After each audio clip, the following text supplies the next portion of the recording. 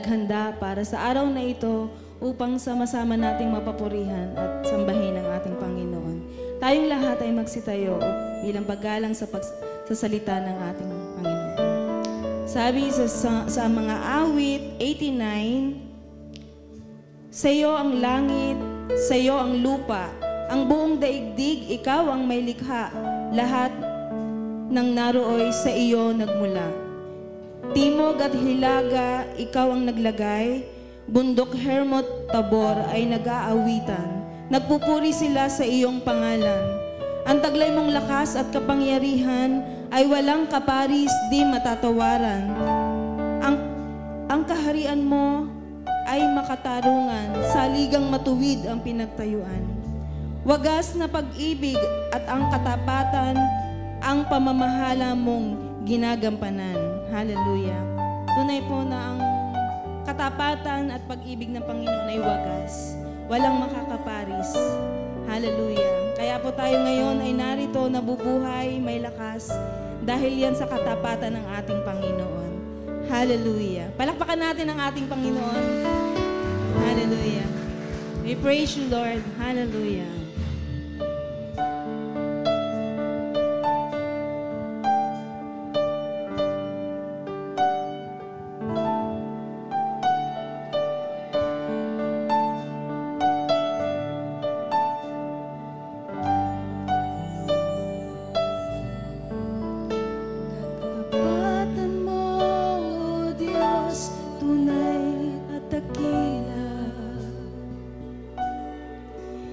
Ang pag-ibig mo'y wagas at walang kapantay.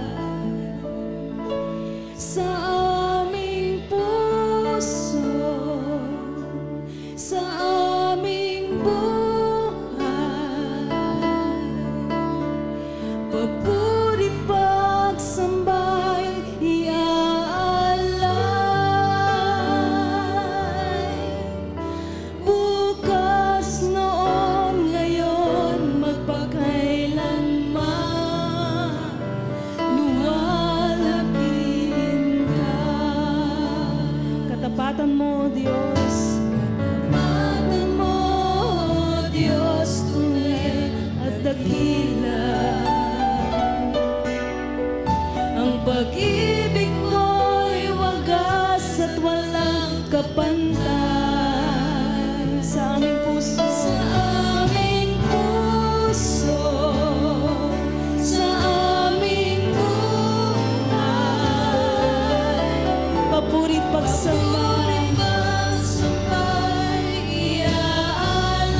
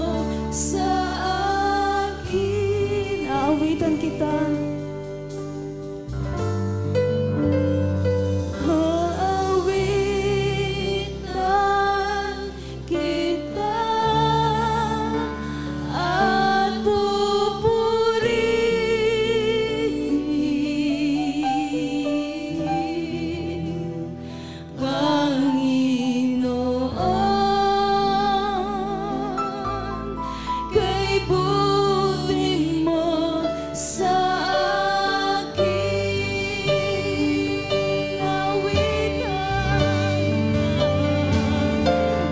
Aawitan kita at pupurihin,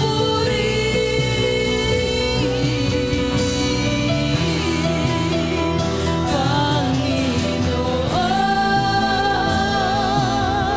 Kay buti mo sa aking awitan. Aawitan kita at pupurihin,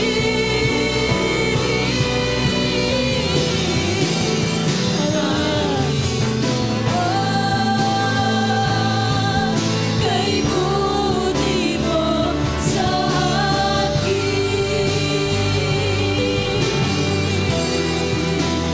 Panginoon.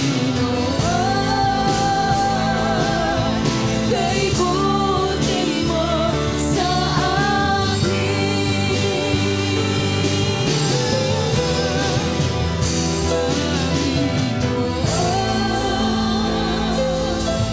kay buti mo sa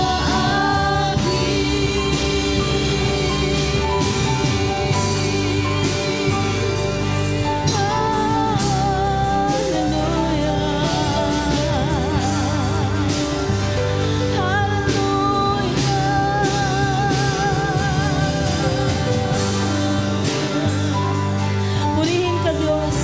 Purihin ka, O Diyos. Hallelujah. Hallelujah. Patuloy kaming aawit sa iyo, Panginoon. Patuloy naming isasaysay ang kabutihan mo, ang katapatan mo, Panginoon. Hallelujah. Buong puso kami nagpapasalamat sa iyo, Panginoon. Dahil ang katapatan mo ay hindi nagmamaliw. Ang pag-ibig mo ay walang hanggan.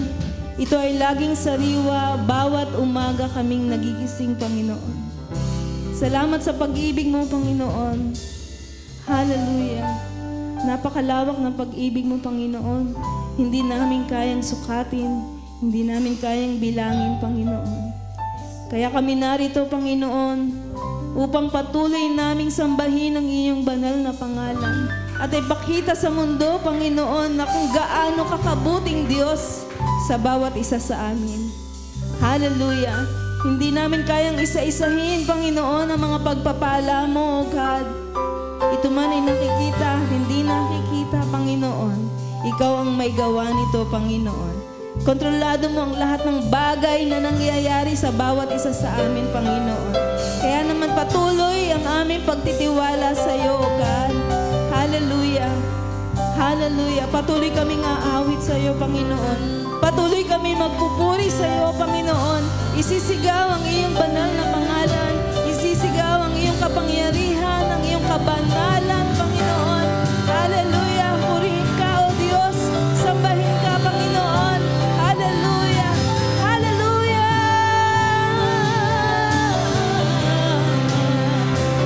Hallelujah. Purihin ka, Panginoon. Hallelujah. Sa iyo, Panginoon, ibinabalik namin ang pinakamataas na papuri at pagsamba sa tanging pangalan ni Jesus. Amen. Hallelujah. Hallelujah. Palakpakan natin ang ating Panginoon. Hallelujah.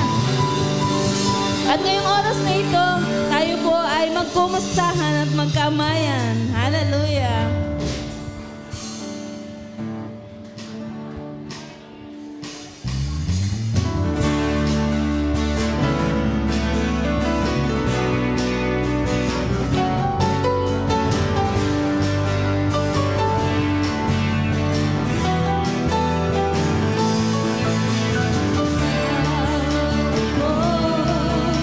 Mahal niya tayo, kaya't tayo'y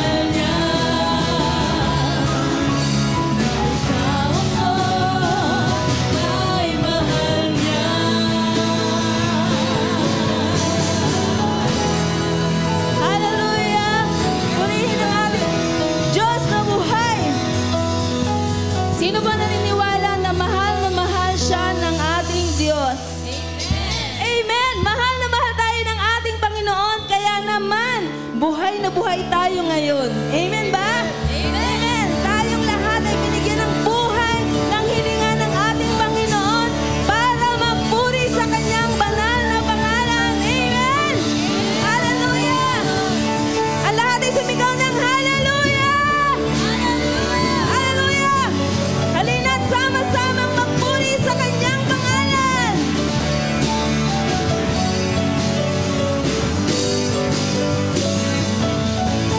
Halina't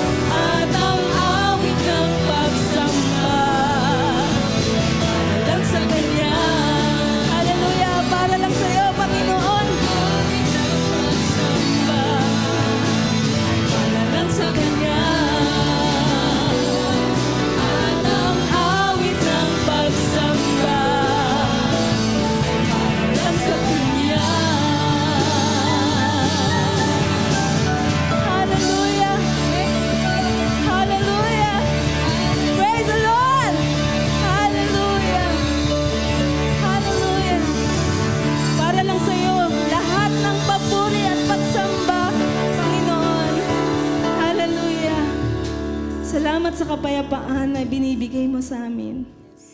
Salamat sa kagalakan. Salamat sa kalakasan. Hallelujah. Purihin ka, Panginoon. Salamat sa lahat ng mga pagpapala mo, O Diyos. Hindi namin ito kayang bilangin.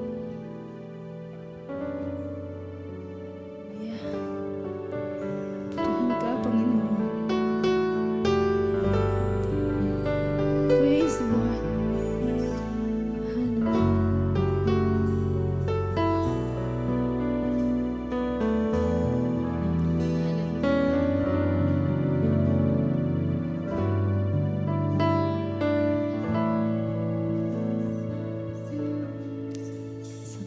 Pagsikat ng araw, sa bawat pag-ihip ng hangin, sa bawat patak ng ulan, sa bawat pag-agos ng tubig. Ito ang patunay ng kabutihan mo, ng dahil sa pag-ibig mo, kaya ako'y narito. Sa tuwing aking maalala ang kabutihan mo, di mapigilan ang damdamin at pagpatak ng luha ko. Sa tuwing mararamdamang tapat ang pag-ibig mo, walang ibang masabi kundi salamat sa'yo.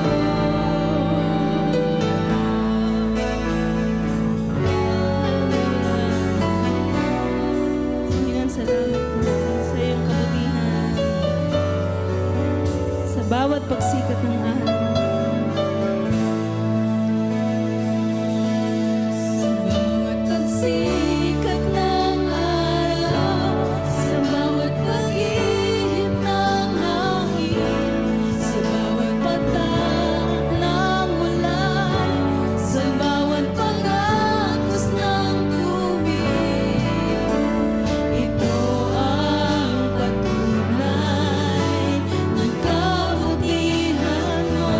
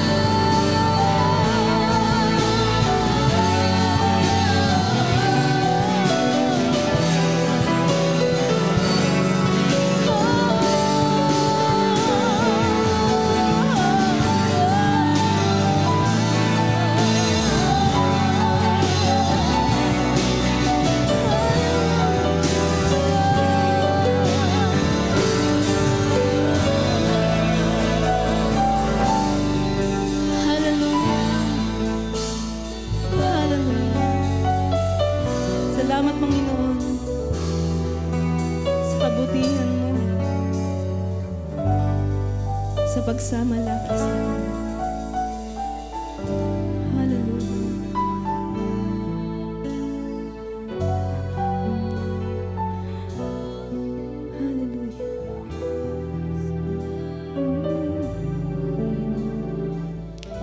Sa tuwing aking maalala ang kabutihan mo, di mapigilan ang damdamin at pagpatak ng luha ko. Sa tuwing mararamdamang tapat ang pag-ibig mo, walang ibang masabi kundi sa tuwing aking maalala ang kabutihan mo, di mapigilan ang damdamin at pagpatak ng luha ko.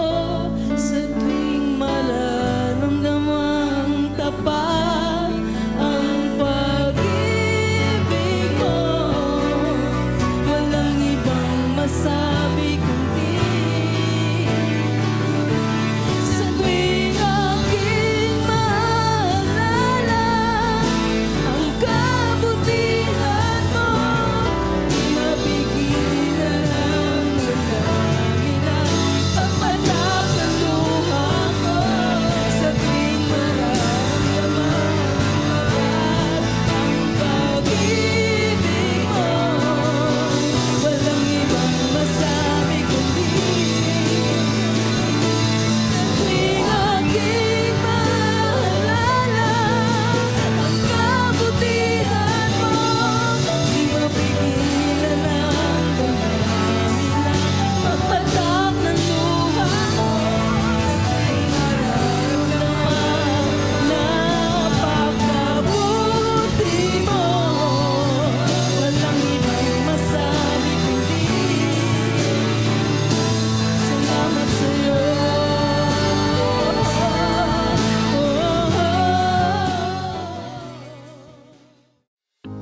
This is Christ Charismatic Fellowship International Incorporated, Sunday Service Online. Here, we get to worship God and listen to His Word together online. And though separated physically, we are still one as church. We are one in the body of Christ. So buckle up and get ready, because up next is the Word of God delivered to us by the CCFI SPB's Associate Pastor, Pastor John David Bautista. For more updates, please follow and like our Facebook page at facebook.com/ccfispb. You may also subscribe to our YouTube channel and be part of our growing community online. Enjoy the service and God bless. Diyos ay para siyang patuloy at patuloy tayong sinishape, patuloy at patuloy tayong tinuturuan, binabago, at kahit tayo ay, kumbaga, kung anong tawag doon, yung nag-chinichisel ng God, yung sinishape bilang mga kanyang kaimahe dapat. Kumbaga, kung sa kahoy tayo ay yung makunat na kahoy, or kaunting hampas, biglang nagkakrak na agad, dapat malalambot, di ba? Or basa-basa pa. Pero minsan, kahit matigas na yung ating pagiging kahoy, at ang hirap i-shape, God is very patient sa ating mga boy. At dapat tayo ay willing magpabago sa ating Diyos. May ginagawa pa ang Lord sa atin, and we are still under construction. We are still being developed by our God. Kaya sabihin mo nga ulit sa katabi mo, hindi pa tapos sa iyong Diyos. Growth ay hindi natatapos. Ang ating paglago, tuloy-tuloy. Hindi porket 50 years ka na Christian, okay ka na. Hindi ka na magpapalago, hindi ka na magpapabago. But all the more that you come to know God na mas malalim, mas na-discover mo, ang dami ko pa palang kailangang malaman, kailangan ko pa palang lumago. Dahil gusto ng God, maging kagamit-gamit tayo sa kingdom niya. Gusto ng God na mag-reflect sa atin ang image niya, na habang binubuo niya tayo na kaimahe niya, Kasi everyday, parang yung image ng God sa atin, unti-unti nating nasisiraan, tapos babalik tayo, tapos sisirain ulit natin yung image ng God. But God is very patient na tayo ay baguhin into His image, kasi only then na tayo ay magiging kagamit-gamit sa kingdom ng God kung tayo ay ka-image ng God. Tingnan mo ngayon katabi mo kung kamukha yan ng God. Yan ba ang image ng God? Di ba? Yan ba ang image ng God?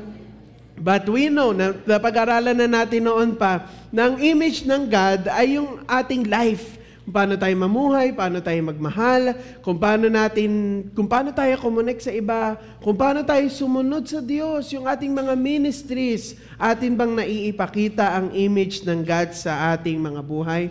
Minsan, tinanong na natin ang ating mga sarili, paano kaya tayo magiging kagamit-gamit sa Lord? Or paano tayo magiging effective sa pagiging Kristiyano? Minsan, ang conclusion natin na ating nadudraw or yung ating conclusion na nakukuha, ang sasabihin natin, kung may pera lang sana ako, marami ako maiitulong. Di ba? Parang kailangan ko muna magkaroon ng 1 million para maging effective akong Kristiyano, para marami akong matulungan. Pero, sa konting tithes and offering, hindi makapagbigay. Or pag may nadadaan ng tao na mahihirap, sa halip na tumulong, aawayin pa, di ba? Or kapag may sukling sobra sa jeep, itatago na agad, di ba? How can you expect God to bless you with 1 million kung doon sa maliliit na pera na meron na tayo ay hindi tayo mapagkakatiwalaan, di ba? Niling natin na, Lord, sana kung meron lang akong maraming ari-arian, meron akong mga ganito-ganyan, magiging blessing talaga ako sa mga kapatiran, magiging blessing talaga ako sa lahat. Pero sa kung anong meron tayo ngayon, minsan hindi naman tayo napagkakatiwalaan ng God. Marami na sana tayong magagawa. Parang iniisip natin, kung ako lang sana ay malakas, kung ako'y walang sakit, kung ako ay matangkad lang, kung ako ay payat lang, kung ako sana ay ganito. Ang dami nating inaano kay God na kung ako sana ay ganito lang, marami akong magagawa para sa iyo. Pero ang totoo, we're not willing to go through change. Hindi tayo willing magpabago, hindi tayo willing ipakita sa Diyos na siya lang ang ating paglilingkuran, na siya ang ating Diyos, hindi lang Savior but also Master ng ating buhay. Na Lord, kung anong gusto mong baguhin sa buhay ko, ipapabago ko. Pero kadalasan, puro lang tayo pangarap sa future. Pag meron ako nito, pag may kotse na ako, Lord, naku, ihahatid ko ang mga ka-churchmate ko sa lahat. Pero dun sa meron na tayo ngayon, na motor pa lang, hindi na nag-glorify ang God. Di ba? Parang ganun. Paano tayo mag-expect na i-bless tayo ng God kung sa mga maliliit na bagay ay wala tayo? Kinakailangan willing tayong magpabago sa Panginoon nang sa gayon tuluyan tayong maging kagamit-gamit sa Kanyang ubasan. Amen? Kasi we may have all the resources in this world na pwedeng makapagpatigil ng global hunger. Pwedeng ang yaman-yaman mo, nasa iyo na lahat ng kayamanan, ng pera to stop poverty. Or meron kang sobrang lakas na influence to stop the wars. But without wisdom coming from the Lord, lahat ng iyon ay nasasayang at di na-utilize for God's glory. Maraming mga tao ang mayroong ganitong yaman. Or maraming mga taong nagsisimula na, kung meron lang sana akong ganito. At nung meron na sila, nakakalimutan lang din naman. Ang kinakailangan natin ay magkaroon tayo ng wisdom na nagmumula sa ating Panginoon. Tayong lahat po ay tumayo. Basahin po natin ng halinhinan. Sisimulan ko po ang 1 Kings chapter 3, verses 3 to 15. Solomon's prayer for wisdom. Solomon loved the Lord, walking in the statutes of David his father. Only he sacrificed and made offerings at the high places. And the king went to Gibeon to sacrifice there, for that was the great high place. Solomon used to offer 1,000 burnt offerings on that altar. At Gibeon, the Lord appeared to Solomon in a dream by night, and God said, "Ask what I shall give you." Solomon said, "You have shown great and steadfast love to your servant David, my father. Because he walked before you in faithfulness, in righteousness, and in uprightness of heart towards you. And you have kept for me his great and steadfast love And now, O Lord my God, you have made your servant king in place of David my father. Although I am but a little child, I do not know how to go out or come in.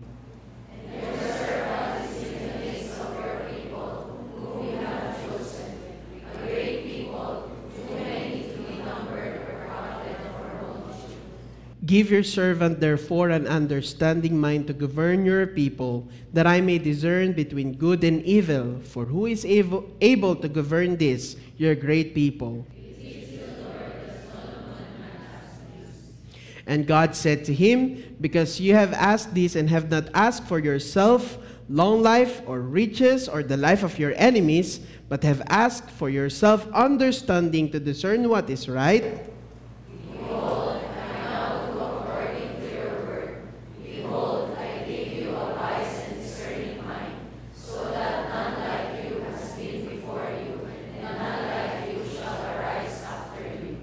I give you also what you have not asked, both riches and honor, so that no other king shall compare with you all your days.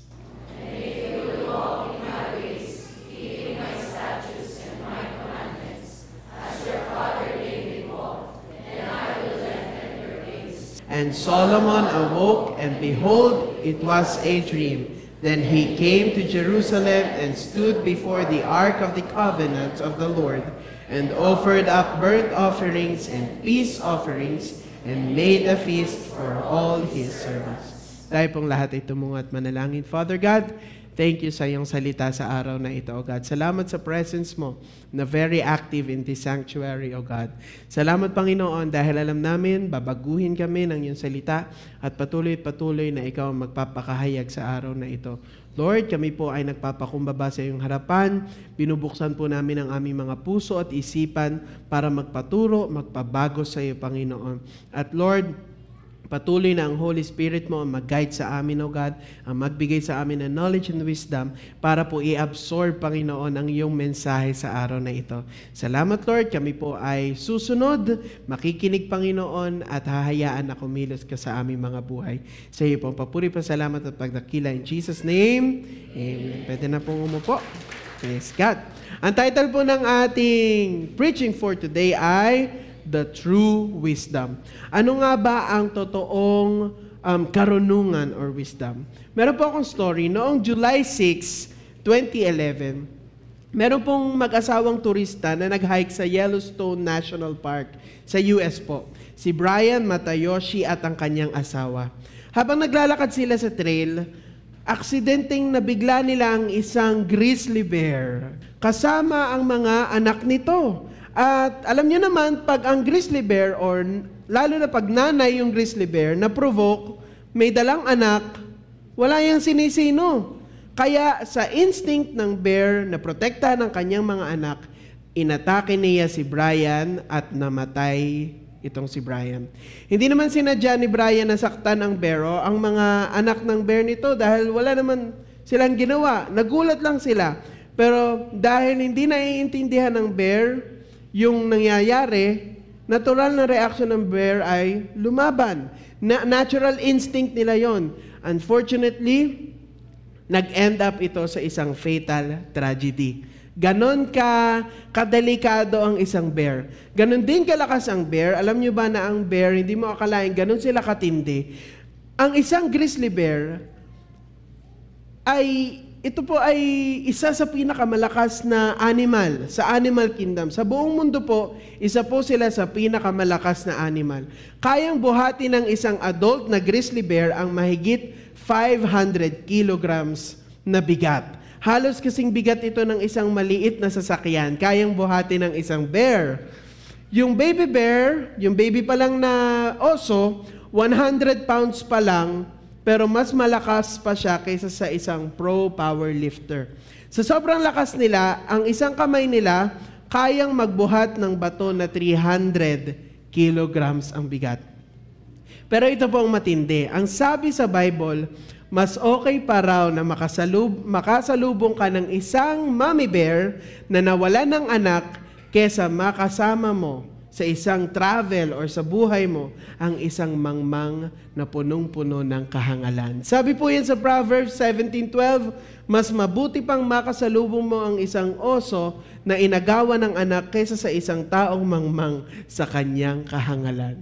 Kung mangmang pala tayo, mas malala pa yung danger na kaya nating dalhin sa ibang tao kaysa sa bear. Kung ang bear, makasalubong mo, nakakatakot na pwede kang mamatay, yung palang kaibigan mo naman, mas nakakatakot. Minsan, takot na takot tayo sa kung ano-ano mga bagay, pero wini-welcome natin sa buhay natin mga red flag, di ba?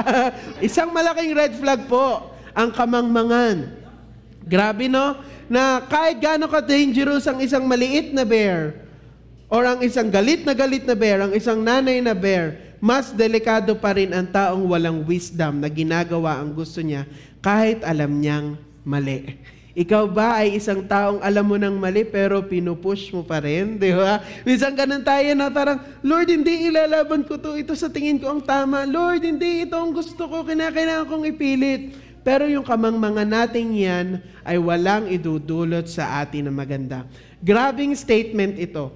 Sino bang may sabi niyan? Walang iba kundi si King Solomon. Si Solomon na nanghingi, dun sa binasa natin kanina, nanghingi kay God ng wisdom. Sino ba si Solomon? Si Solomon ang ikatlo at huling hari ng united na Israel. Nung ang Israel ay united pa, iisa pa, wala pang hindi pa humihiwalay ang Judah, si Solomon ang pinakahuling naging king ng Israel na yon. Pumalit siya kay Haring Saul at Haring David.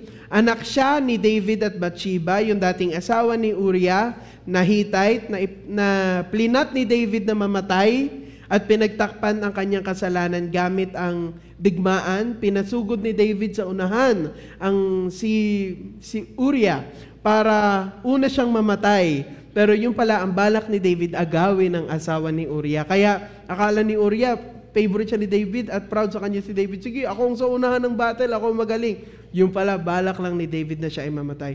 Si Solomon ang sumulat ng Song of Songs or Songs of Solomon, Ecclesiastes, mga ngaral, or ang malaking bahagi din ng Proverbs, si Solomon po ang nagsulat or ang kawikaan.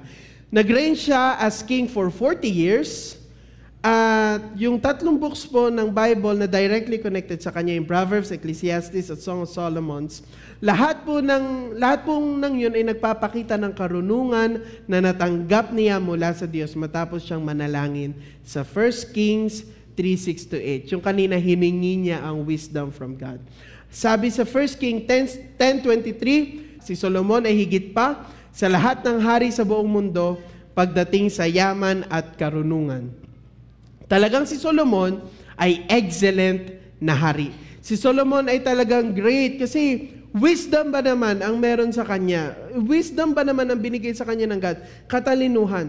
Pero ano nga bang meron dun sa prayer ni Solomon? Ating himayin muna ng mabilis kung ano yung meron sa prayer ni Solomon. Anong special dun sa panalangin ni Solomon? Una, he recognized God's steadfast love for King David, his father.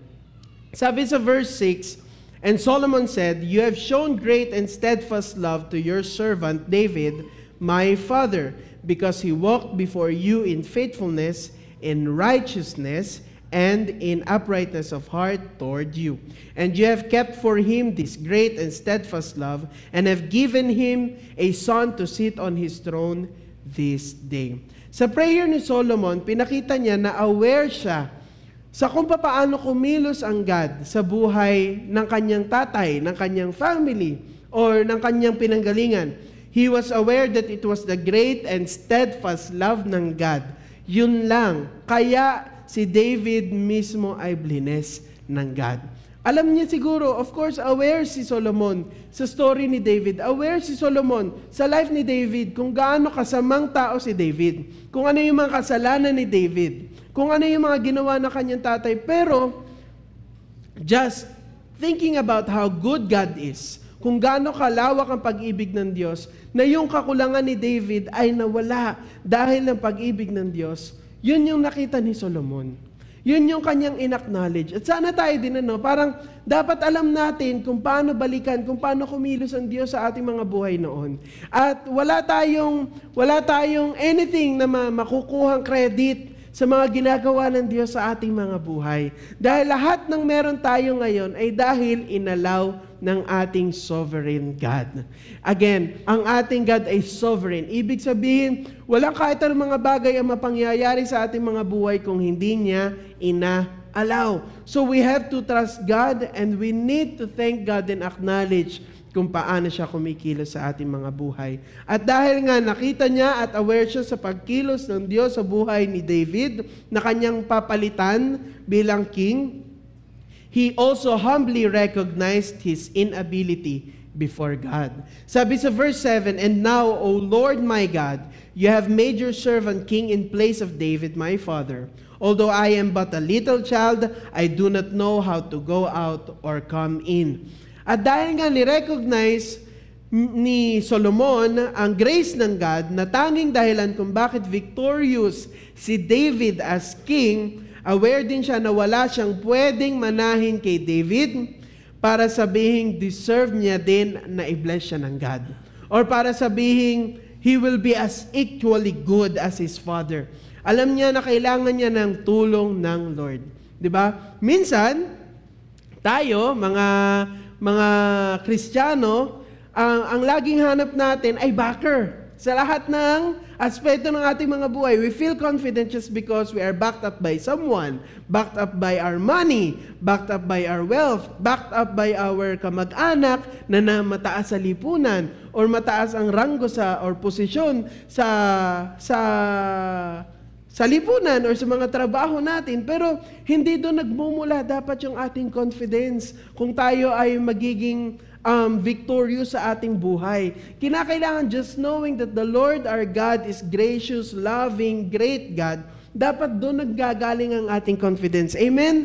Hindi magmumula sa mga tao or sa mga resources na meron tayo. Dahil again, everything and all that we have, mga pinagdaraanan natin sa buhay, nangyari sa ating mga buhay, yan po ay nanggagaling sa Panginoon. Our God is a sovereign God. Kaya wala tayong ibang pangahawakan kundi ang awa at habag niya. Kasi we may have all the power, all the resources, lahat ng mga blessing, pero kung hindi iaalaw ng God ang isang bagay, hindi yan iaalaw ng God. Amen? So, kinakailangan i-acknowledge natin sa buhay natin na, Lord, mahina ako, hindi ko kaya without you. Hindi yung, nagpray-pray tayo na, Lord, sana po makuha ko to, pero in the back of your mind, pero thank you, Lord, dahil yung kamag-anak ko nandun kunwari, may kukunin ka na something, i-claim sa government or whatever, na, naku, ang nasa counter ay yung kamag-anak ko, sure na ako, makukuha ko yung para sa akin. Di ba? Parang mga ganun. Pero hindi, kinakailangan everything sa lahat, sa paghanap natin ng trabaho, sa ating pamumuhay, ang ating pinakamalakas na backup ay walang iba, kundi ang Panginoon. Amen? Ang ating Lord. Kaya ang napakaganda kay Solomon, na-recognize niya din that his purpose is greater than himself. Mas malaki ang kanyang purpose than himself. Sabi po sa verse 8, "And your servant is in the midst of your people, whom you have chosen, a great people, too many to be numbered or counted for multitude." Alam niya rin na sobrang laki ng kanyang responsibility. Yung kanyang calling, yung kanyang future na inihanda ng God, that it is far greater than proving himself. Hindi siya, kinakailangan patunayan ko ang sarili ko na mas magaling ako kay Daddy David. Kasi yung pressure na meron si Solomon, of course, nandyan. David was a great king. Ang galing niyang king. Yung story ni David, yung history ni David, yung history ng Israelite because of David, talagang ang laki ng impact. Tapos yung sasaluhin ni Solomon ay ganun kalaki. Pero inalis niya, hindi yun ang tiningnan niya. Hindi ang tiningnan niya ay yung I need to prove myself. Kasi yung tatay ko magaling, kinakailangan magaling din ako. Hindi. Ang kanyang tinitingnan, Lord, ang daming tao ang nakasalalay dito sa future na ito. Ako po ay gagawin mong blessing and I need to be able to gampanan yung para panindigan ito. to act on it, at talagang i-embrace itong calling mo sa akin. Nakita niyo yung mga taong ililid niya as king. Sobrang dami at alam niyang hindi pwedeng basta-basta na lang sasabak sa kanyang tasks or sa kanyang calling nang hindi siya handa at equipped by God. Kaya naman, Solomon asked for wisdom. Sabi niyo nga, wisdom. Ang hiningi ni Solomon ay karunungan. Hindi yaman, hindi madami at malalakas na army, hindi chariots, hindi swords, not long life, and hindi rin ang kanyang mga enemies na matalo, but wisdom. Karunungan ang kanyang hiningi sa Lord. Ano bang meron sa karunungan? At ang karunungan ay gano'n na lamang kahalaga. Diba? Kung babasahin natin ang Bible, napaka big deal ang word na ang foolish ay ganito at ang matatalino ay ganito, di ba? Kahit sa New Testament, laging ang matalino at ang mangmang. Parang kasi sa Panginoon, if we're really embodying the image of God, kinakailangan kung ang ating God ay isang matalinong Diyos, hello, siya lang naman ang lumikha ng langit at lupa. Siya lang naman ang lumikha ng buong universe. Na kung titingnan natin, umiikot ang lahat, ang mundo, ang araw, ang buwan, ang ibang mga planets, ibang mga galaxies around us, nang nakainta ka lahat, kalkulado ng Panginoon. Nasabi po sa science, maibulang or maliit lang ng konti ang ikot ng mundo, ang dami nang mangyayari. Or yung gravity, yung bigat ng gravity, slight lang na dagdag, masisira ang magsasabog ang Earth. Or konting gaan lang ng gravity, magtatalsi ka naman palayo lahat. Ganon siya ka-powerful na kinalculate lahat yun ng Lord.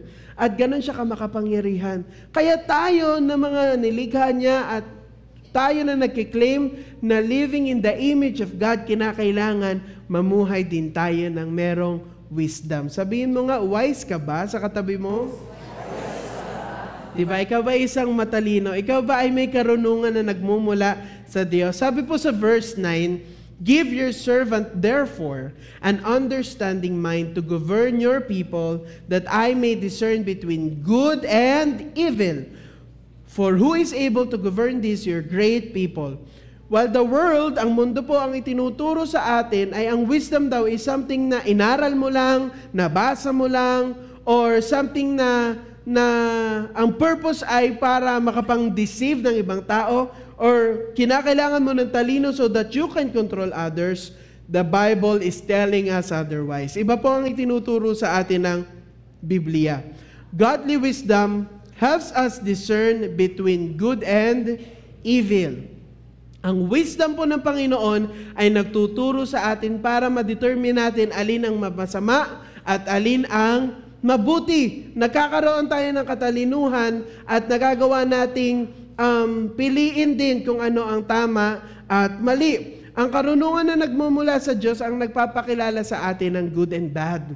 Ang problem sa worldly wisdom, akala nila dahil matalino sila at madami silang alam, akala nila pwede na nilang i-manipulate or ang mga tao sa paligid nila. They thought they can manipulate their way of redefining their own good and evil. Sila yung nagdi-define ng sarili nilang good and evil. Ngayon, ang dami ng mga, ito ang tama, sige, okay, yan ang tama para sa'yo. Ito masama, sige, yan, masama para sa'yo. May kanya-kanya ng good and evil. Yung parang ang tatalino ng mga tao na ang galing nila mag-explain na pagmumukha nilang tama ang mali at mali ang tama. Diba? At yun na ang nangyayari ngayon sa ating mundo. Ako ang gagawa ng rules ko. Yung akin ang tama and they will make it look like yun yung talagang reality. Yun yung truth at yun yung relevant. At tayo ng mga Kristiyano, minsan, lalabas tayo sa mundo, yung tama na daladala natin, ang tingin ng buong mundo ay mali. Diba? Parang yung judgment ng mundo towards being good, parang ang bigat, no? Yung dati na sinasabing masama, ngayon, okay na, yan ang tamang gawin. Ang gulo-gulo ng mundo. At yan yung itinuturo ng mundo na you can define your own good and evil. But we have a God na nag-set ng standards at kinakailangan yun ang ating sundin. Sabi sa James 3:17, but the wisdom that comes from heaven is first of all pure, then peace-loving, considerate, submissive, full of mercy, and good fruit, impartial and sincere. Ang earthly wisdom po ay palaging nakadepende sa senses at emotions natin. While ang wisdom po na nanggagaling sa Lord or sa God natin ay nagre-reflect sa image niya. Nagre-reflect sa kung sino siya. Nagre-reflect sa kanyang principles. Sabi ng mundo palagi ay follow your heart. Diba? Sundin mo lang ang puso mo. Kung ano sinasabi ng puso mo, yan ang tama. Paano kung hormonal ka? Tumibok lang ng konti yung puso mo, akala mo may sinasabi na agad, gawin mo yan, ito ang tama. Paano kung may problema ka lang pala sa puso na nagpapalpitate ka lang pala? Paano kung high blood ka na akala mo, ito na ang udyok ng damdamin, gagawin ko na talaga, tumibok ang puso ko? Are you really going to follow your heart at all times? Kinakailangan ba talagang emotion natin ang masunod? Sabi po sa Jeremiah 17:9, the heart is deceitful above all things and desperately sick. Who can understand it? Ang puso daw natin ay deceitful, nanlilin lang. Ngayon gusto mo, bukas ayaw mo na. Ngayon masaya ka, mamaya galit ka na, di ba? Iba-iba ang mga nangyayari sa ating mga puso. That's why we cannot fully entrust our decision makings sa ating emotions, sa ating mga feeling. But most of the time, ang ginagawa natin, kung kailan nandun tayo sa peak ng ating mga emosyon, saka tayo nagdidesisyon. Saka kung ano-anong lumalabas sa ating mga bibig. Kaya nga yung mga marketing association, mga marketing specialist, talagang ang emotion po ang trinitrigger. Kaya pag nanonood kayo sa Facebook ng mga nagtitinda ng mga kung ano-ano, sari-sari, emotion mo muna ang unang ititrigger, tapos oo nga, no? Bili-bili ka na.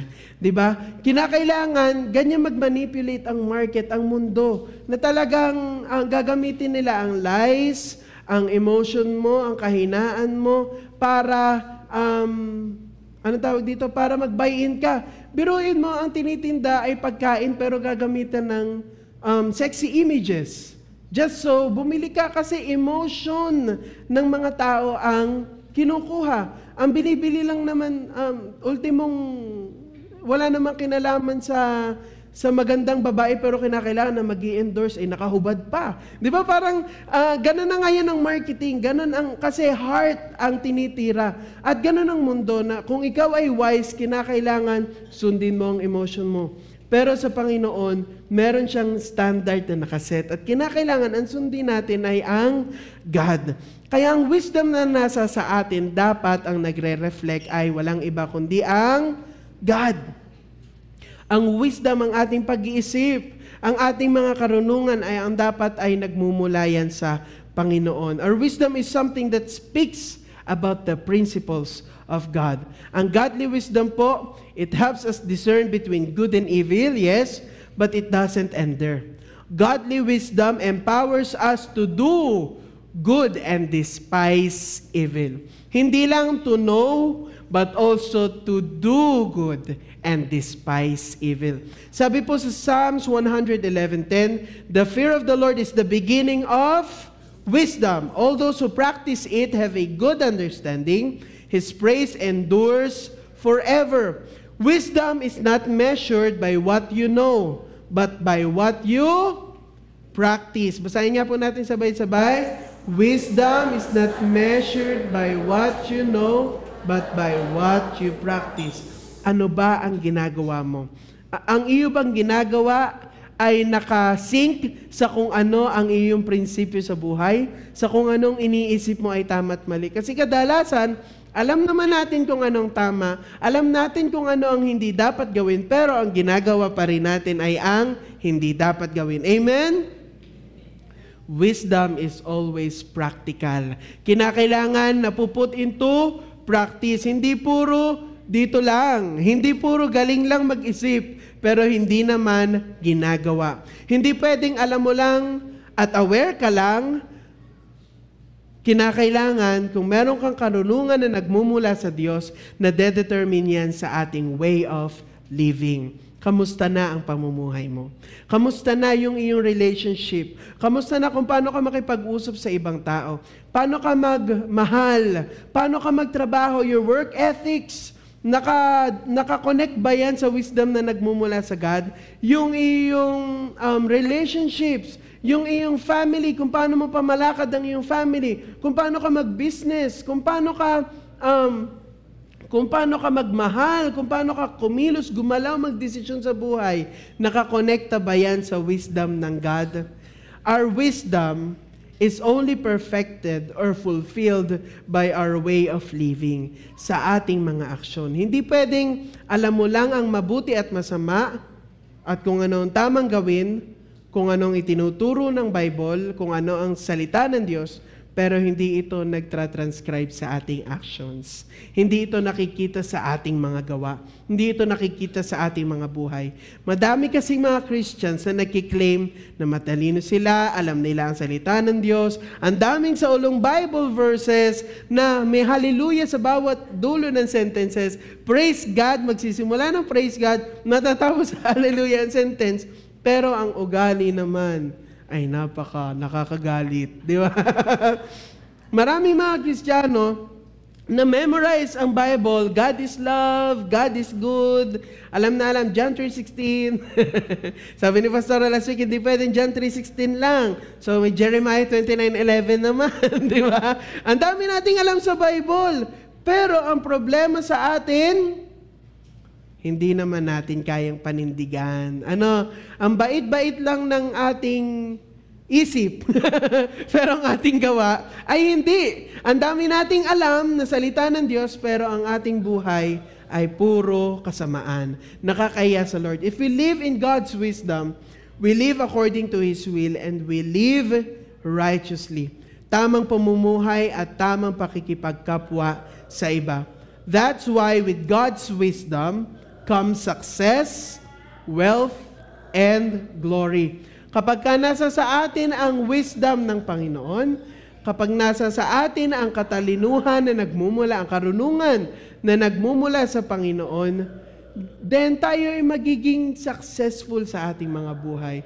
Magiging maayos ang ating mga buhay. Magkakaroon tayo ng life na fulfilled. Magkakaroon tayo ng life na hindi na puro takot ang nasa isip natin at kaba na baka bukas ganito, ganyan. Or baka sa isang araw mawala na ito, ganyan, ganyan. Ang dami nating fear eh.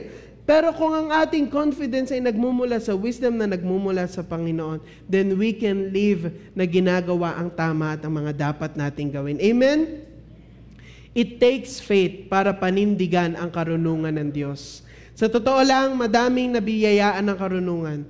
Ngunit kung titingnan natin yung iba, hindi nagagamit ng tama. At kahit si Solomon, kung tuloy-tuloy nating babasahin ang buhay ni Solomon sa Bible, he himself started to see na yung wisdom na yon was actually kanya. Na yung katalinuhan na yon ay sa kanya nang gagaling. At nagsimula siyang mamuhay unrighteously at winorship niya ang kanyang katalinuhan. Nag-worship na siya ng idols para yumaman pa siya ng yumaman. Diba? Yung wisdom na meron siya ay naging dahilan para kalimutan niya ang Lord. Mga kapatid, wag nating gawing idol natin ang ating mga kaalaman, ang ating talino, ang ating mga galing, our talents, our gifts. Wag nating hayaang maging dahilan upang hindi natin sa pamuhay ang purpose sa atin ng God. Diba? God is giving us wisdom sa kung ano-ano mga bagay. But have you seen or have you discovered kung bakit ka may wisdom na yan? Kung bakit nasa iyo yung talino yan, yung angking galing mo sa mga iba't ibang mga bagay? Nagamit mo na ba yan for God's glory? Or ginagamit mo lang just so you can earn more and more and more? Or just so you can deceive more and more and more people? And just so you can take control of other people? Diba? We have power or we have yung karunungan, knowledge and wisdom para gawin yung mga dapat nating gawin. Yung mga trabaho na meron tayo. Have we seen kung ano or have we discovered kung ano ba ang purpose ng wisdom na yan na binibigay ng Lord sa atin, yung talino na meron tayo para maisakatuparan ang purpose ng God sa ating mga buhay? Sana Yes. Ano po? Huwag nating hayaan na maging idol natin ang ating mga kaalaman, ang ating mga nalalaman. Huwag nating hayaan maging dahilan ang mga ito para hindi natin maipakita ang pag-ibig ng Diyos. Or in contrast, mas ang maipakita pa natin ay ang kasamaan or ang hindi pag-ibig. No, kinakailangan na makita sa atin ay ang pagmamahal. Yung mga biyayang pinagkakalob sa atin ng God, kinakailangan gamitin natin para mapapurihan siya. Kung ang wisdom na meron ka ay taliwas sa will ng God, then we failed to be wise. Kung akala mo lang wise ka, pero hindi nag-glorify ang God, then you are never wise at all. Hindi ka matalino. Hindi ka mangmang ka pa rin sa harapan ng Panginoon. Maraming mga tao na nakakapaglikha ng kung ano-ano mga bagay. Na kapag nagsalita sila, isang salita lang nila, ang daming naniniwala. Ang daming mga tao na sa isang command lang nila, tatakbo ang isang city.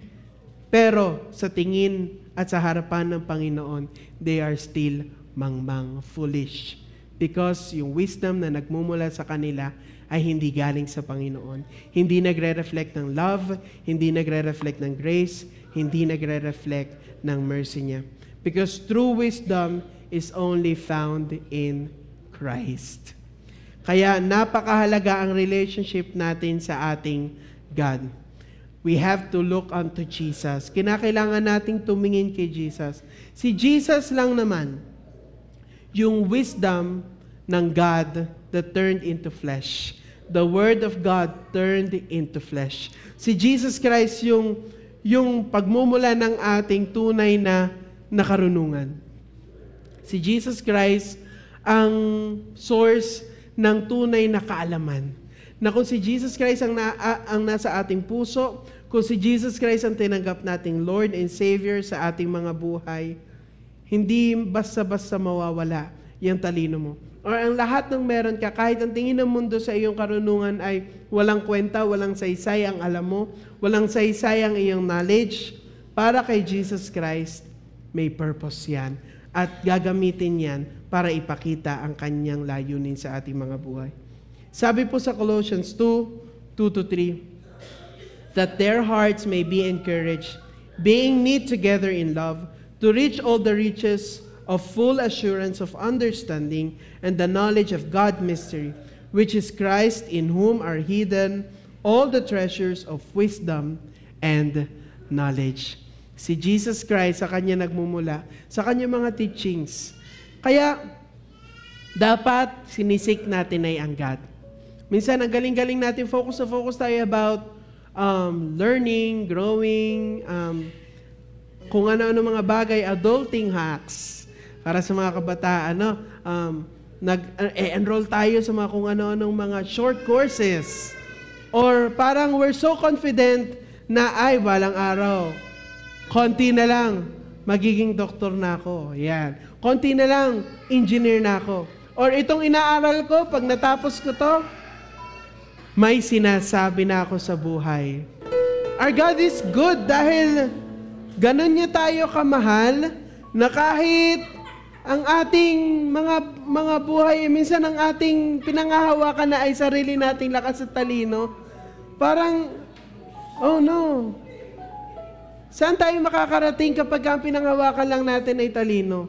Na parang mga kabataan, hindi porket, magiging engineer ako, abangan nyo pag engineer na ako. Ang backer natin ay hindi ang ating education. Walang iba kundi ang ating Lord. Kaya wag nating ipagpapalit ang Lord sa ating pag-aaral. Sabi nga ni Pastora last week, di ba? Idadahilan pa natin ng review. Di ba? Tamad lang naman talagang umattend. Di ba? Laging ganon. Hindi, kinakailangan unahin natin ang Lord. And as we discover more of God in our lives, and as Christ is being revealed sa ating mga buhay, more and more, makikita natin na nagiging tama na yung mga desisyon natin sa buhay, nagiging tama na yung perspective natin sa buhay. Kasi ang dami mga matatalinong tao, pero mali-mali ang desisyon sa buhay dahil kulang sa wisdom from God. Kaya i-prioritize natin ang ating God. Amen? Amen. sa ating mga ginagawa, sa ating trabaho, wala tayong ibang pangahawakan kundi ang katalinuhang nagmumula sa Diyos. And you can't expect wisdom to just parang pumasok na lang sa isip natin overnight. Kinakailangan ng discipleship. Nagpapaturo ka ba sa Lord? Nagbabasa ka ba ng Bible mo? Sinisik mo ba? Akala mo ang Diyos ay laging bababa at siya na, kulang na lang si Jesus Christ ay bumaba at basahin ang Bible para sa iyo. Sabihin para sa iyo ang mga nangyayari. Gusto mo mangusap sa iyo ang Diyos na parang naririnig mo, na parang sa panaginip mo lalabas ang Diyos. Kung sa Bible na meron ka, nabubuklatin mo lang, hindi mo mabuksan, how can you expect God to speak to you in those manners and those way? Kinakailangan sa Bible pa lang natin sinisik na natin ang wisdom ng God. Kilalanin natin si Jesus Christ. Kilalanin natin ang kanyang statutes. Kilalanin natin ang kanyang mga inuutos sa atin. Kilalanin natin ang kanyang salita. Magbasa tayo ng Bible. Aralin natin ang ating mga Biblia. And seek God sa ating mga buhay. Then, doon pa lang magiging tunay na may karunungan ka sa harapan ng Panginoon. Maaring wala kang pinag-aralan, hindi ka nakatapos, pero kung ang Panginoon ang nasa iyo, God can use you mightily and effectively, greatly. Ang Panginoon ay gumamit ng fishermen during the time ng mga Israelita para ipangalap ang salita ng Diyos. During that time, yung pagiging fisherman ay isang mababang trabaho. Pero ngayon, hindi na kasi mga fishermen, di ba sila na talagang magagaling sa pera, magagaling sa business, matatalino, tapos mga mayayaman. Pero dati sa mga Israelita, yun yung parang tingin nila ay mabababa. Kung nagamit sila ng God, di ba? Then ang wisdom talaga ay nagmumula sa Panginoon, di ba? Hindi natin pwedeng panghawakan yung mga pinag-aralan natin. Although, pag nakita natin ang purpose ng ating pinag-aralan ay para sa glory ng God, then ang dami pa nating pwedeng gawin. Amen? Kaya, una nating panghawakan ay ang katalinuhang nagmumula sa Panginoon.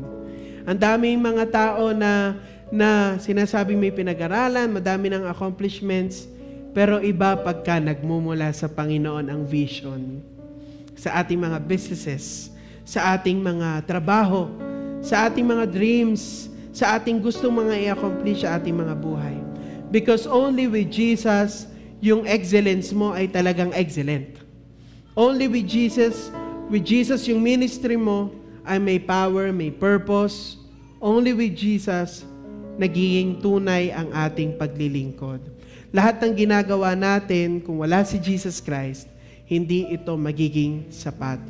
Kahit ang tingin ng mundo sa lahat ng ginagawa natin ay excellent, ang tali-talino, amazing, bago, talagang hindi mo i-expect sa isang tao na i-accomplish or gawin. But without Jesus Christ, sa lahat ng ating mga ginagawa, sayang lang po ang lahat ng yan. So mga kapatid, just like Solomon, huwag kang matakot na humingi sa Diyos ng karunungan. Huwag kang matakot na humingi sa Diyos ng wisdom. Sabihin mo, Lord, I need wisdom. I want wisdom. Actually po, ito po yung naging inspiration ko 2 years ago. Lord, ito yung prayer ko. Yung prayer ni Jabez na enlarge my territory and Lord, I need wisdom. Kasi nakaka-inspire. Pero mga kapatid, pag nandyan na tayo, pag nandyan na yung wisdom, pag meron ka ng katalinuhan, nireveal na sa'yo ng God, ito ang purpose mo, ito ang gagawin mo, ito ang blessing, ito ang gagawin mo, ito yung pagpapala na nag-iintay sa'yo. Will you still be willing to trust God and give back the glory to God? And just like Solomon, nung simula pa lang, in-acknowledge niya at ni-recognize niya na lahat ng meron siya ay galing lang sa Lord. Lahat ng na-accomplish niya ay dahil lang sa Lord. Marami ka na na-accomplish sa buhay mo. Ang tali-talino mo, ang dami mong alam. Sana maibalik natin sa Panginoon ang glory. Nang sa gayon, patuloy at patuloy tayo mag-seek. Kasi once na makita natin ang sarili natin na, ay, ako kasi ay matalino, ako kasi ay magaling, ako kasi ay marunong, then titigil ka na dyan. Hindi ka na mag-grow. But the more that we discover Jesus Christ in our lives, the more that we discover na kulang pa pala. Lord, I need more. You'll be thirsty for more. You will long for more. Kaya mga kapatid, mag-grow tayo. Unti-unti tayong binabago ng Panginoon. Kaya, unti-unti din tayong isik ng isik ang Lord. Mag-grow tayo in wisdom. At makikita natin, gagamitin tayo ng God mightily and effectively. Tayo pong lahat ay tumayo. Palakpakan po natin ang ating Lord. Panginoon, salamat sa relationship, O God, na ino-offer mo sa amin, O God. Lord, hindi mo lang kami niligtas mula sa aming mga kasalanan, hindi lang pagpapatawad ang aming nakamtan sa iyo, O God. Lord, binigyan mo kami ng purpose, O God. And Lord, kung dati ang tingin namin sa aming mga sarili ay mahihina, mangmang, walang future, walang maa-accomplish, O God, Lord, it is only by your grace that we know, O God, we can accomplish great things through you and for you, O God. Salamat, Panginoon. Lord, patawad po kung may mga pagkakataon, O God, na ang aming pinanghahawakan sa aming mga buhay para maging successful, para magawa ang dapat namin gawin ay ang mga backer namin, O God. Na dahil lang may pera, or dahil may mga tao na sasalo sa amin, or dahil feeling namin okay ang lahat, or ang mundo ay kampi sa amin, Lord, nakakalimutan ka namin, O God. But Lord, thank you for reminding us today, O God, na tanging awa at habag mo lang ang kailangan namin, O God, for us to succeed, O God. Kung hindi manggagaling sa iyong katalinuhan, kung hindi manggagaling sa iyong wisdom, O God, Lord, palaging ang gulo-gulo ng aming isipan, O God. Your wisdom, O God, gives us peace, O God. Just knowing more about you, O God, give us confidence, O God. At alam namin, O God, na laging may maganda kang layunin sa amin, O God. At Lord, hindi namin kailanman magiging basihan ang sitwasyon namin sa buhay, O God. Dahil alam namin, O God, wala kang ibang nais sa amin kundi pag-ibig, kabutihan, O God, at kami ay iparamdam sa amin that we are loved, O God. So Lord, patuloy kami, Panginoon, magiging humble sa iyong harapan. Na Lord, wala kaming credit na kukunin sa lahat ng meron kami. Sa lahat ng mga bagay na na-accomplish namin in the ministry, O God. Lord, maaring marami na kaming nadala sa iyo. Maaring ang daming sumusunod sa amin. Maaring nakapag-build na kami ng empire, O God. But Lord, it is all because of you. At Lord, wala kaming maiipagmalaki sa iyo. Lord, ayaw namin na magaya, O God, kay Solomon, naging Diyos-Diyosan niya ang kanyang wisdom, O God, at tumalikod siya, Panginoon. Despite of your goodness, O God, despite of your love, O God, nakalimutan ka niya, O God. Pero Lord, kami, Panginoon, ay nagsusumamo at nagpapakumbaba, O God, na Lord, palaging grace mo ang aming pinanghahawakan sa aming mga buhay. Ano man ang aming marating, O God, ano man ang aming mga trabaho na, ano man ang aming mga businesses na, gaano man kalaki na ang laman ng aming mga wallets, O God, ng aming mga bangko, O God, gaano man kadami na ang aming influence, gaano man kalawak na ito, O God, Lord, ikaw at ikaw pa rin ang aming isa sa pamuhay, O God. At Lord, makikita, O God, ang principles mo, O God, ang inyong salita, ang inyong pag-ibig, O God, sa lahat ng aming ginagawa, sa lahat ng aming sinisimulan, sa lahat, Panginoon, ng aming mga accomplishments, O God. Ikaw ang papalakpakan, ikaw ang papupurihan, O God. Kaya, Lord, mas magsisik kami sa salita mo, Panginoon. Hindi kami titigil sa pagkilala sa iyo, Panginoon. Hindi kami titigil, O God, sa pagdidiscover, O God, sa iyong salita, O God. Pagkilala, O God, sa iyong mga ginawa, Panginoon. At Lord, patuloy mo kaming i-equip, gamitin, O God, at patuloy na ma-reveal ang purpose mo sa aming mga buhay. Sa iyo po namin ibinabalik ang pinakamataas sa papuri, pasasalamat at pagdakila. In Jesus' name we pray. Amen.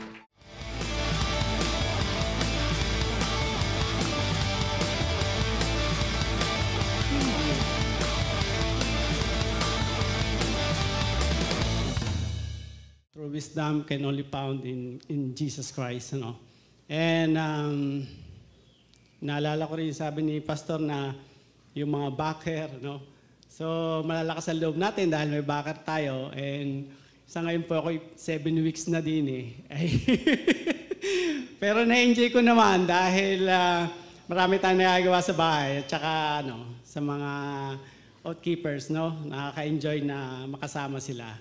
And naalala ko nga, sabi ng kasama ko, ba't hindi ka mag-email sa supervisor mo? So, naisip ko lang, sabi ko, hindi ko gagawin yun kasi trust the process, yung ginagawa ng God. So, sa lahat, kung may delay man, alam ko na may ginagawa ang God. No? And then, sa 1 Peter 4:10, no? Sabi nga tayo ay pinagkalooban ng God ng mga kaloob. So, gamitin natin yung kaloob na ito para sa ikabubuti ng lahat. Kung titingnan po natin ang ating iglesia, dati po talaga ito ay kaunti lang yung makikita mong umaaten, kahit yung mga gamit natin, kaunti rin lang. And ilan din lang yung warrior ng iglesia. Pero ngayon po ay sobrang nakaka-amaze, no? Ang dami na po natin, ang dami masisipag nating manggagawa. So, bagamat hindi po tayo lahat nagagamit, no? Yung mga warrior natin, ilan lang noon, o ngayon madami na, bagamat hindi po tayo lahat nagagamit, ay part pa rin tayo ng tagumpay, no?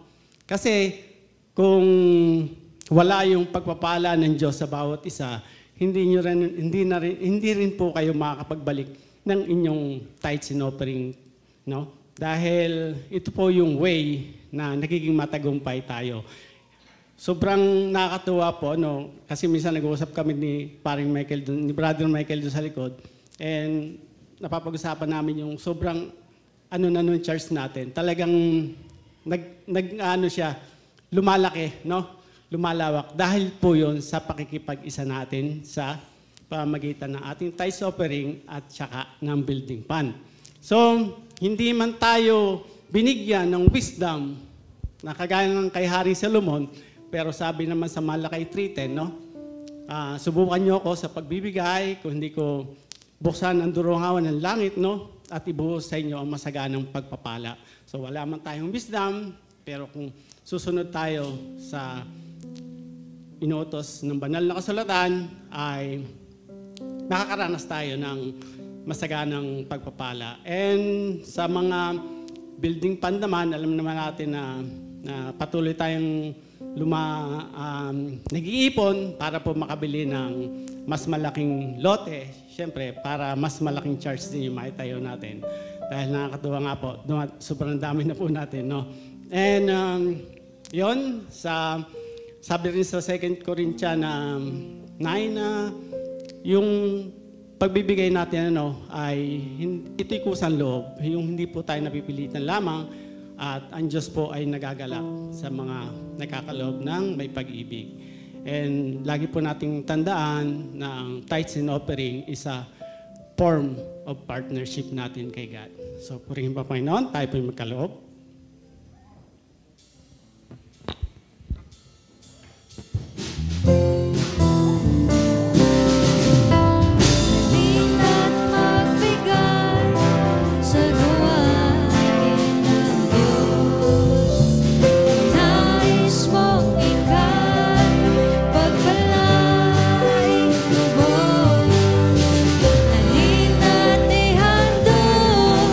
Ang mabuting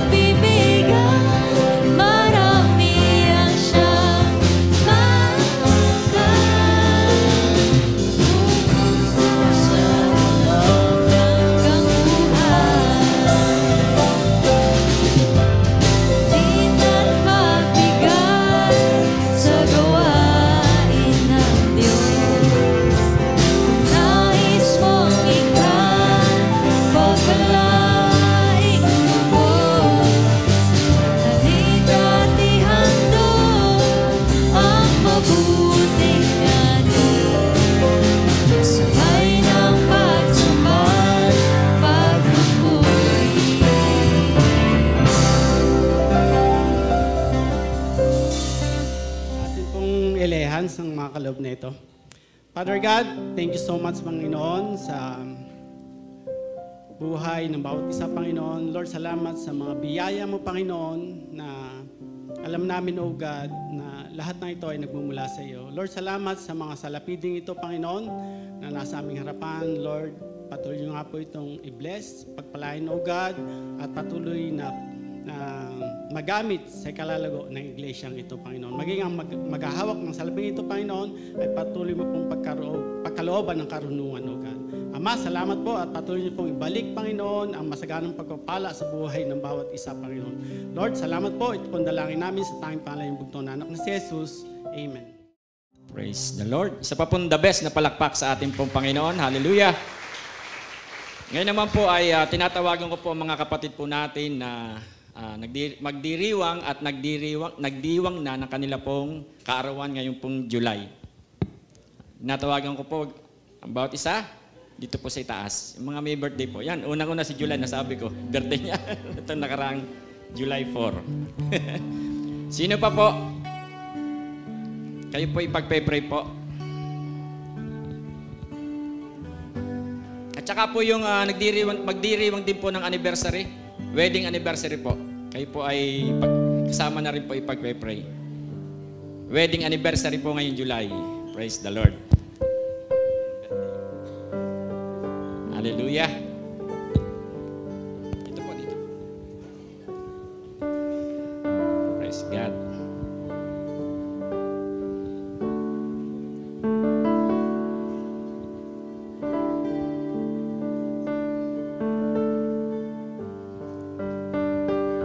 Tatanungin ko po ang inyong mga birthday. Ano po, para matandaan po ng ating mga kapatid. Ano po? December 1. Tagal po. 31. 28 po. 4. 3 po.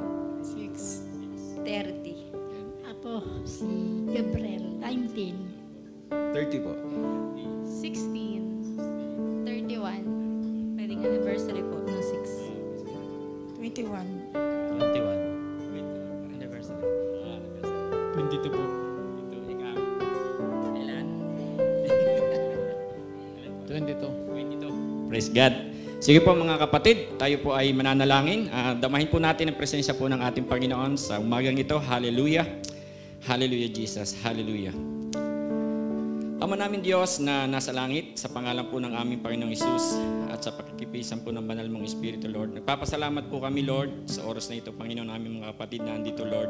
Tunay, Lord, na ang biyaya at pagpapala ay nagmumula po sa inyo. Salamat sa buong taon na nakalipas na sila po ay pinagpala mo, Lord. Naroon po, Lord, ang pag-iingat mo sa kanilang mga trabaho, Panginoon, sa kanilang mga ginagawa, Panginoon. Salamat, Lord, maging sa mga pagsubok na dumating sa kanilang mga buhay. Na nakalipas na taon, ito po ay napagtagumpayan po nila. Mga sakit, karamdaman, Panginoon, salamat, sila po inyong pinagaling, Panginoon. Kaya, Lord, narito po mga kapatid po namin, sila po ay nagbabalik ng papuri at pasasalamat sa inyo sa panibagong taon at buhay na pinagkaloob mo po sa kanila, Lord. Kaya ang dalangin po namin, Panginoon, request po nila, Lord, sa inyo na patuloy, Lord, na itong taon darating na ito, Lord, patuloy na muling pagpapala, panibagong taon, kalakasan, Panginoon, physical, spiritual, Panginoon, ipagkaloob mo po sa bawat isa kanila, Panginoon Diyos.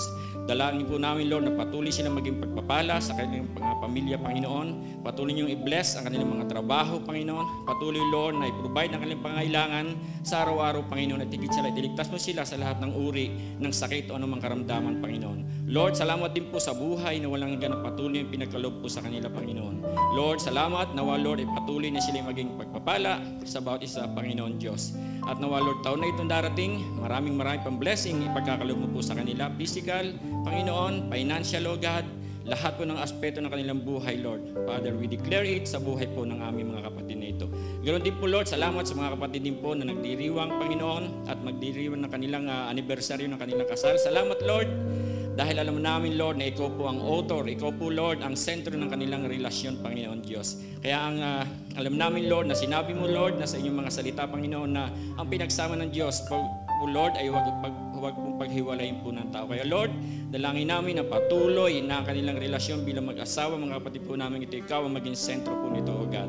Kaya Lord, patuloy niyo silang patatagin sa kanilang relasyon, ang mga pagsubok na dumating sa kanilang buhay. At Panginoon Diyos, ito'y kanilang mapapagtagumpayan sa kanilang buhay mag-asawa. Salamat Lord, pinupuri namin kayo, dinadakila at sinasamba. Ito pong aming dalangin. In Jesus' name we pray. Amen. Amen. Maraming salamat po sa ating Diyos Ama na nasa langit at sa pangalan po ng ating Panginoon na si Yesu Kristo at sa pagkilos po ng banal na Spirit. Narito po ako para po ibahagi kung paano po ako pinago ng ating Panginoon. Sa mga hindi po nakakilala sa akin, bago pa lang po ako dito sa church. Siguro po, December po, mga first week. Po ay madaming bigat sa katawan na dinadala nung hindi pa po ako nakakatanggap sa ating Panginoon. Kung mapapasin niyo po, ito pong kanang kamay ko is mahina. Simula po ito inborn na nandiyan po si Mama na sinisisi ko po tuwing mga may bagay akong gustong gawin na hindi ko po magawa kasi ito pong kanang ko is mahina po. Na hindi po kagaya ng isang normal na bata, isang pinupulaan, na yun po, doon po na muupo yung takot sa akin na nagtatanong kay Mama, bakit sinilang ako na ganito, ganyan. Habang lumalaki po, daladala ko po yung takot at bigat po ng aking pakiramdam. Na naiyak po ako tuwing gabi, na nadaan po na gano'n, na habang sa paglaki kasi po, minsan may pangungutya, kung ano-ano pong sinasabi, pagkakatalikod po Lord na natakot po. At yun nga po na nalaki po na ako'y may edad po siguro 16. Na yung kapatid ko pong police is gusto niyo po akong magpulis din po na hindi ko naman po mayahawak ang aking kamay na nagtatago po ako sa kanya tuwing siya po ay lalabas. Nagaling po sa trabaho para hindi po ako makita. Pagkatapos po noon, lagi pong gano'n, sobrang pong bigat ng aking pakiramdam. Dinadako na lang po yun po, natuto po akong maglasing, mag-inom, magbabae, na pumbabae pa rin po ako noon. Tapos po, lagi ko pong nagtatago, naiwas sa mga tao. Hanggang sa patuloy po, tagal ko po siguro dinala yung bigat ng pakiramdam na yan.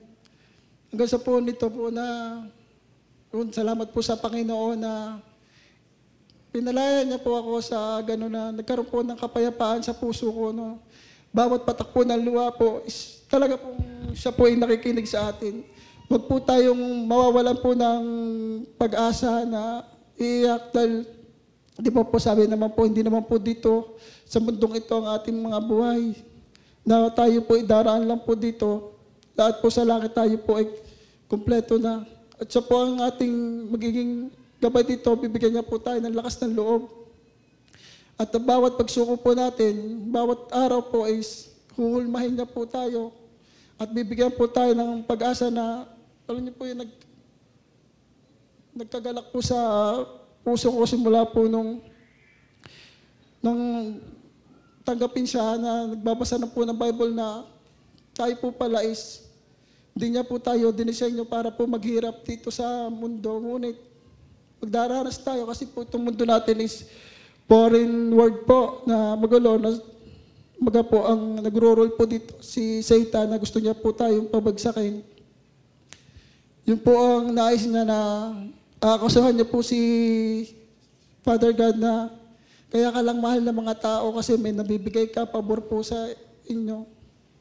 Ngunit po, hindi po gano'n ang tunay kasi kung tayo po ay pinabayaan ng Panginoon, tayo po lahat nasa impyerno na, nagngangalit po ang mga ngipin. Pero binibigyan niya po tayo ng pag-asa para po sa mas maganda na eternal life na ibibigay niya po sa atin at pangako po sa Kanya. At yun po ang aking buhay na tinanggap ko po siya. Nagkaroon po ng kapayapaan sa puso po na ito pong aking kamay na itinatago ko is Alam niyo po yun na sasabi ko po sa tulong po ng Panginoon na kung kayo man po ay nagdaranas ng iba na pagsubok, gagamitin po yan ng Panginoon para maging matatag kayo at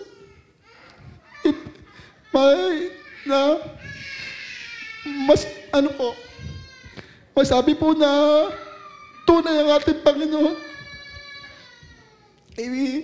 Magbasa po tayo ng Bible dahil never po tayo iiwan ng ating Panginoon.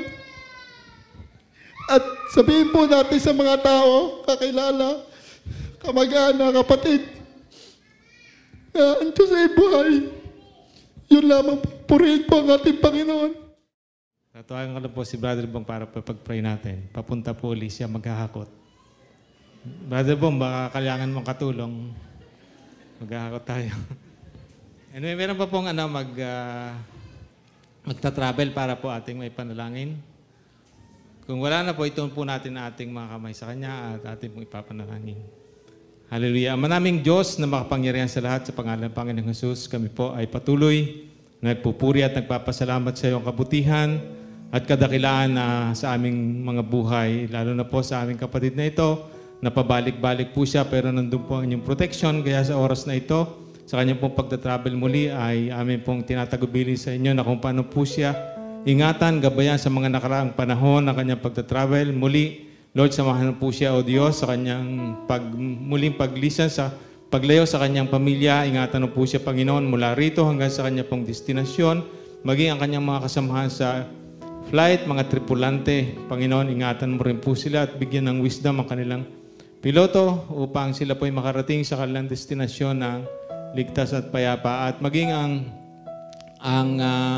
ang komunikasyon, Panginoon, ay patuloy mong gamitin para po sa kanyang pamilya. Alam po na siya maglayo. Hindi po ganoon kadali para pumalayo sa pamilya. Subalit, Panginoon, dahil po sa advanced communication ay napapalapit, napapagaan ang kanilang kalooban, Panginoon. Kaya patuloy na gabayan po siya, Panginoon, at makita po sa kanyang kaluwalhatian mo, sa kanyang mga kasama sa trabaho, kanyang mamimit doon sa kanilang lugar na pupuntahan, ay patuloy na makita sa kanyang kaluwalhatian mo. Ganon din po kanyang pamilya, kapayapaan, Panginoon, sa kanilang pansamantalang muling paglalayo. Andiyan po, Panginoon, ang inyong salita na patuloy nag-uugnay sa kanila. Kaya maraming salamat po, Diyos, at amin pong inaangkina ang matagumpay niyang pagtatravel sapagkat ikaw po, Panginoon, ang kasama niya.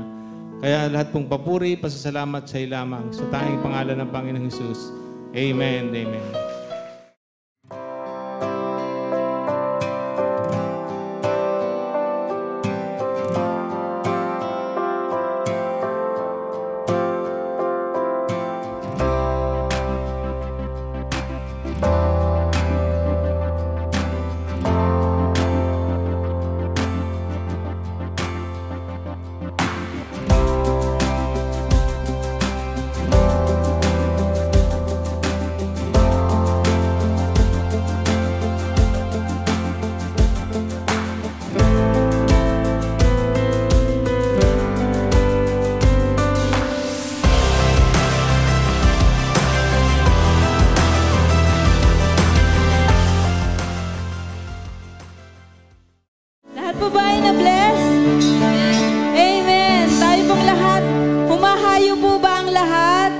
After nito or sa yung buong isang linggo, tayo ba ay naghahayag ng salita ng Diyos? Amen. Tayo po ay laging nagbabalita ng magandang balita galing sa ating Panginoon. Tayo po ay humahayo. Pero sabi ng Panginoon, tayo ay tatakbo ng tatakbo, maglilingkod sa Kanya, pero hindi tayo mapapagod. Dahil kasama natin ang ating Diyos na buhay. Amen. Palakpakan natin ang ating Panginoon. Hallelujah.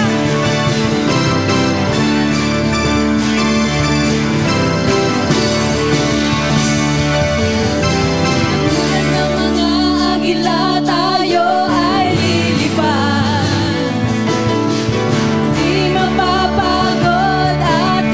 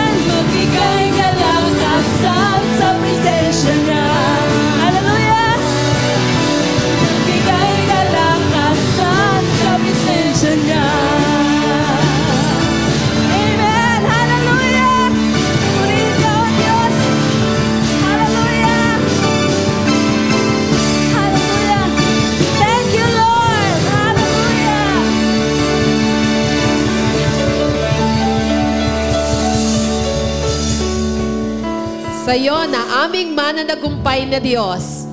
Patuloy naming ibabalik sa iyo ang lahat ng papuri. Ang iyong kadakilaan, Panginoon, ay patuloy mo yung pinapadama sa bawat isa sa amin, Panginoon. Tunay nga na kami na yung mga anak ay mananagumpay na dahil sa iyo.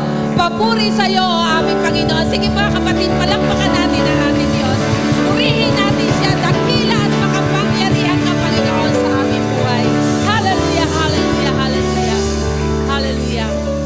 Salamat, Panginoon, sa lahat ng mga himala na ginagawa mo sa aming buhay. Salamat, Panginoon, sa mga dalangin namin na ikaw ang nagbibigay katugunan. Salamat, Panginoon, sapagkat bagamat kami minsan ay nagigipit, pero ikaw na Diyos namin ay mayaman at ang lahat ng pagpapala ay tanging sa iyo nang gagaling. Salamat, Panginoon, sapagkat sa mga pagkakataon na namumblema kami, meron kaming mga katanungan sa buhay namin. Meron kaming mga problema na nais naming solusyonan. Tanging sa iyo namin natatagpuan ang solusyon sa lahat ng ito. Salamat sa kapayapaan. Salamat sa pag-ibig mo, Panginoon. At salamat na tinutupad mo ang iyong pangako na kahit kailan ay hindi mo kami kailanman iiwan. Kaya, Panginoon, tunay nga po na hindi na ito yung oras para manghina pa kami. Hindi ito yung oras para bumagsak kami, Panginoon, sa mga trials na nararamdaman namin. Hindi ito yung oras para mag-backslide kami, Panginoon. Kundi ito ang panahon para ang bawat isa sa amin ay maging kalakasan para sa kapatid namin na nanghihina. Ito yung panahon para yung mga katalinuhan na nanggagaling sa iyo, Panginoon, ay magagamit namin para maging blessing kami sa kanila, O Diyos. At alam namin, Panginoon, na tunay nga pong tapat ka at hindi mo tatanggihan kung kami ay lalapit sa iyo at hihingi ng katalinuhan. Tulungan mo kaming mai-practice ang lahat ng ito, Panginoon. Ang magpasailalim kami sa iyong kabanalan. Ang magpasailalim kami sa iyong kabutihan at sa kalooban mo sa aming buhay. Salamat, Panginoon, sa lahat ng ito.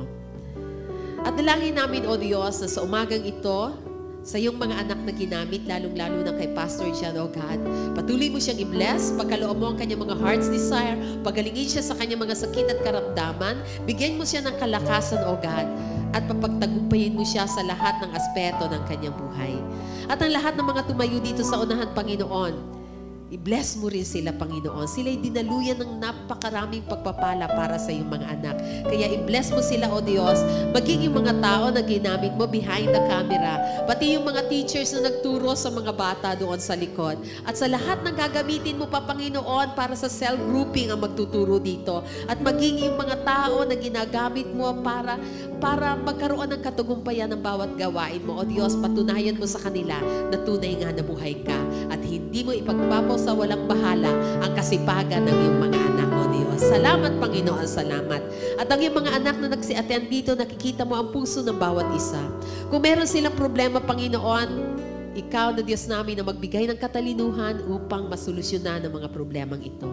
Salamat, Panginoon, sapagkat sa iyong mga anak na nangangailangan, nagigipit, at merong mga pangangailangan sa kanilang buhay, ikaw ang provide ng lahat ng ito. Salamat, Panginoon, sapagkat alam namin na yung mga anak mo na dumating dito, may dinaramdam, merong sakit, merong mga panghihina sa kanilang katawan, O God, padaluyin mo ang kagalingan, gayon din sa pangalan ni Jesucristo. Sapagkat alam namin, O Diyos, na ikaw ang aming Jehovah Rapha, at walang bagay na imposible sa iyo. Pagagalingin mo, Panginoon, ang iyong mga anak. Patunayan mo, Panginoon, ang iyong kapangyarihan sa bawat isa sa amin, O Diyos. At tinatanggap namin, Panginoon, ang pagkilos mo sa aming buhay. Holy Spirit, patuloy mo kaming gabayan sa pang-araw-araw naming mga buhay. Mga kapatid, taas natin ang ating mga kamay at ano man ang iyong mga heart's desire, ano man ang iyong kahilingan sa Panginoon, ay maaari mo yan sabihin ngayon sapagkat siya'y nakikinig.